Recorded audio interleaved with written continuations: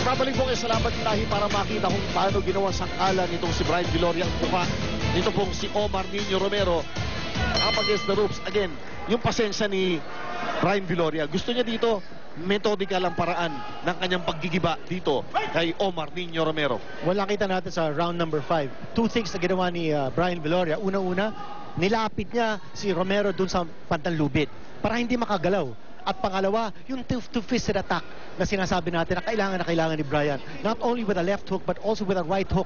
So dalawa yung tumama doon. Nakita natin in slow-mo replay, yung left at saka yung right at tumama kay Romero. And that's the reason kung bakit si Romero naririndi dito ngayon. No? Hindi niya malaman kung saan nanggagaling yung mga suntok ni Brian Viloria. Is it coming from the left or will it come from the right?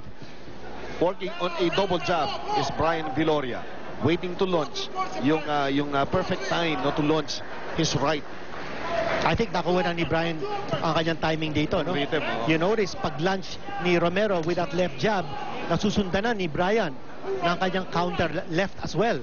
Incidentally, in round number 5, 1 point was taken away from Romero. Natapos siyang repeated low blows. Sabi ni referee Manuel Ortega, enough of that.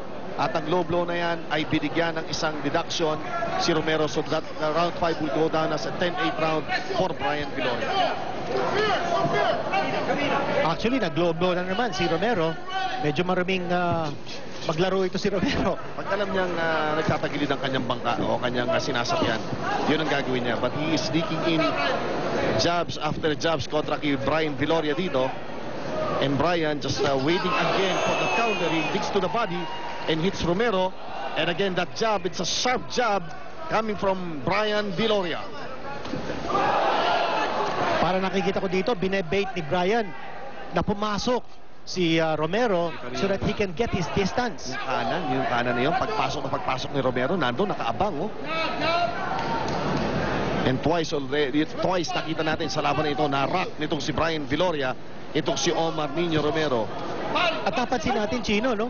Nag-iba na ang galaw dito ni Romero. Naging cautious na siya rito.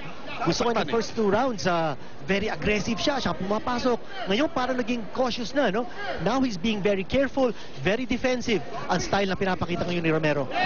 Pero maganda yung ginagamit ng kaliwa dito. Ang ganda ng pagkagamit niya sa kanyang left jab. That throws itong si Brian Viloria. What it seems, no, na nawawala yung rhythm. But Brian, alam niya gagawin niya. Alam mo yung picture of confidence sa kanyang mata, makikita mo. Yan si Brian Viloria. Yung ating third man in the ring, si Michael Ortega. Siya po yung nag-work ng recent fight between Victor Ortiz at si Andre Berto. Ganda ng left hook na yun, iniwanan ni Brian Viloria kay Omar Nino Romero. Approaching the end of round number 6 of a bout scheduled for 12. Pagbabalik po ang Laban ng Lahi matapos lamang ilang paalala.